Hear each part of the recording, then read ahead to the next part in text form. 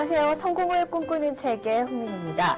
우리나라 20대 부부들 중 대다수가 맞벌이를 하고 있다고 합니다. 이렇게 둘이 벌고 예전보다 많이 버는데도 살림은 늘 빠듯하다고 하는데요. 그 이유가 뭘까요? 오늘 소개해드릴 책을 통해서 그 이유를 알아보고 또 대책까지 마련해보는 시간 가져보겠습니다. 늘 좋은 책 소개해주시는 미래에셋투자교육연구소의 이상건 이사 모셨습니다. 안녕하세요. 네, 안녕하세요. 네, 외환위기 이후에 정말 자주 접하가 되는 뉴스가 중산층들이 붕괴됐다는 말을 종종 접했습니다. 제가 보기에도 최근에도 우리나라 중산층들이 참 경제적인 사정이 어려워 보이거든요. 그 이유가 뭘까요? 아마 이 책이 이제 미국 책인데요. 이 네. 책을 읽어보시면 와, 이게 어떻게 똑같을까 한국과 이런 느낌 받아보실 텐데 이 책에서 이제 2003년도에 미국에서 발간돼서 커다란 반향을 일으켰던 책이고요. 그 해에 비즈니스 위크란 잡지에서 올해 주목할 만한 책 경제 경영 분야에서 10권에 꼽혔던 책인데요. 이 경제 경영 서적인데 저자는 이 파산법 교수입니다. 이 저자 중에 한 명이 이제 엘리자베스 워런이라는 하버드 버커대학원의 파산법 전공 교수인데요. 이분이 이제 그 파산법을 연구하면서 이제 파산자들을 가만히 보다 보니까 굉장히 평균적인 중산층 가정들, 그것도 맞벌이 가정들의 파산자가 늘어나는 걸 보고서 도대체 그 원인이 어디에 있을까? 그리고 도대체 그 사람들 낭비를 해서일까?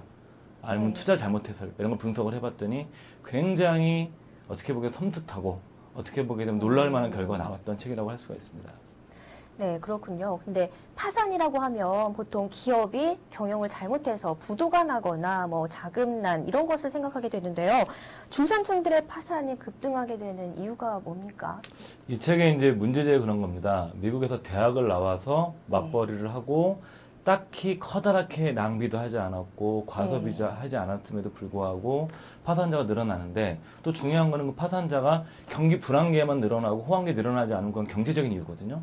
그렇지만 조사를 해봤더니 경기 호황이나 불황이나 가리지 않고 계속적으로 파산자가 늘어났고, 게다가 이들의 수입이 과거보다 못하느냐, 그렇지도 않다는 거죠. 그러니까 70년대 미국 사람들 외벌이 부부보다 훨씬 더 수입이 한 75%가 더 증가했음에도 불구하고 파산자가 늘어났다는 건데요. 이 가장 큰 이유는 결과적으로 말씀드리면 경제적 안정성에 문제가 생긴 겁니다.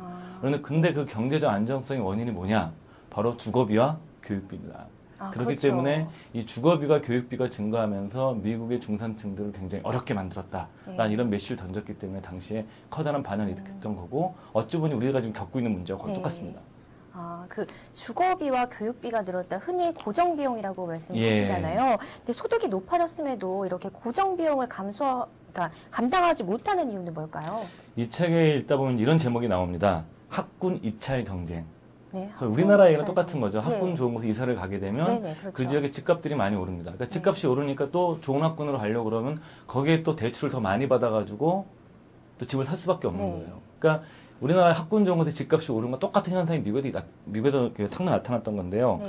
또 하나 문제는 거기서 이 사람들이 또 우리나라 같은 경우는 아직도 그 부동산 담보대출이 이렇게 높지는 않은데, 미국 같은 경우는 거의 뭐 90%, 뭐 서프라임 사태 같은 때는 뭐 95% 거의 100%까지 대출해 줬었으니까 또 이 사람들이 또 대출을 많이 받게 되다 보니까 또 어떻게 이자 비용이 증가하게 됐고요. 근데 사람들이 대출을 받을 때 이 부부 수입 기준을 받는 겁니다. 근데 둘 중에 한 명이 해고를 당해버리면, 또 미국은 구조적인 일상화되어 있는 나라니까 해고가 되면 한 사람으로 살림하다가 또 빠듯해지다가 또 이 사람도 또 경제적으로 월급이 삭감되는 일을 해버리게 되면 장기 연체를 하게 되고, 그러면서 파산의 터널로 빠져버리게 됐던 거죠. 이렇게 미국의 교육비 지출 증가가 중산층의 파산 원인이라고 하셨는데, 사실 우리나라도 교육비가 만만치 않게 나가잖아요. 이렇게 미국의 사례를 좀 더 분석해 본다면 좀 도움이 될 것 같은데요. 일단 그 교육비 증가를 했던 대표적인 경우가 두 가지입니다. 하나 이제 프리스쿨이라고 그래서 우리나라로 얘기하면 이제 뭐 초등학교에 들어가기 전 유치원 과정이죠. 근데 이제 자녀들을 적게 낳다 보니까 적게 낳고 유치원이 고급화돼 가는 거예요. 근데 사실 이런 것은 정부에서 공교육에서 의무교육이 아니기 때문에 100% 전부 다 본인들이 부담하게 되면서 입학 전 단계부터 그 교육비가 증가하게 됐고요. 두 번째, 대학 교육도 마찬가지입니다. 왜냐하면 우리나라도 현재 마찬가지지만 대학에 사회 진출하기 위해서는 대학 졸업장이 필수품인 시대가 됐거든요. 그러니까 당연히 부모들의 입장에서 보게 되면 대학에 보내기 위해서 많은 돈을 투입할 수밖에 없고, 또 미국도 계속적으로 대학 등록금이 올랐기 때문에 또 이렇게 상황에서 부모들 입장에서 보면 또 대출금이 있으니까 집을 사면서 이 세 가지가 이제 압박되면서 한마디로 유주택 빈민, 집은 있는데 거기 삶은 빈민 수준으로 떨어진 이런 현상이 나타났던 거죠. 이렇게 교육비나 주택비용 이외에도 또 다른 파산 원인이 있을 것 같은데요. 일단 보통 보면 우리가 이제 대출금이라든가 자녀 교육비뿐만이 네. 아니라 이제 자동차 대출금. 아, 그다음에 이제 우리 사회자분 것에도 이렇게 보장성 보험 같은 거 가입하셔야 되잖아요. 네, 그렇죠. 그러니까 건강보험 같은 것도 일종의 고정 비용이거든요. 네. 또 이런 것이 옛날에 이렇게 자동차도 많이 안 탔으니까 네. 자동차도 필수품이 되다 보니까 자동차도 할부로 받아서 고정적으로 원금이나 이자가 나가야죠. 네. 보험도 또 나가야 되죠. 그렇죠. 이러다 보니까 이 미국 사람들이 그 연체적으로 보게 되면 현대에 오면 올수록 그 가정 경제에서 고정비가 차지하는 비용이 꾸준히 증가하고 있습니다. 네. 또 하나 이제 또 중요한 것 중에 하나가 그 주택 대출 제도의 변화거든요. 네. 이제 뭐 장기 모기지라고 그러는데 네. 과거에 미국에도 마찬가지로 주택 구입 자금의 30%는 들고 있었어야 돼요. 그러니까 네. 집을 살려고 해도. 그런데 지금 이런 대주가 발달하면서 이 당시 이제 이 책이 이제 2000년대 나왔던 책이니까 2000년대 초반에 나왔던 책이니까 그때는 주택 구입 자금의 3%만 들고 있었어도 네. 집을 살 수 있다 보니까 사람들이 더 대출을 받기가 쉬워졌던 거죠. 그렇죠. 이런 고정비가 대출 이자라든가 뭐 보험료라든가 자동차 대출금이라든가 이런 것이 증가를 하게 되면서 가정경제 안정성이 엄청나게 떨어지는 네. 이런 현상이 나타났던 겁니다. 아, 이렇게 해결이 좀 시급할 것 같은데요. 이 저자가 중산층의 파산을 막기 위해서 또 방법을 제시했다고요. 그러니까 저자가 이제 여러 가지 네. 체크리스트를 이 책에서 제시하고 있는데 뭐 네. 대표적인 거 세 가지만 말씀드리게 되면요. 특히 맞벌이 부부들 잘 들어오셨으면 좋겠는데 첫 번째, 당신의 가정은 한 명의 수입이 없더라도 유지될 수 있겠느냐. 아, 그러니까 꼭 맞벌이 하면 유지되는 구조라는 건 위험한 거다. 두 번째가 뭐냐면 고정 비용을 줄일 수 있느냐. 그래서 저 같은 거는 얘기하는데 전 개인적으로 자동차를 살 땐 네. 절대 할부를 안 사거든요. 돈을 다 모아서 원금을 다 주고 삽니다. 일시불로.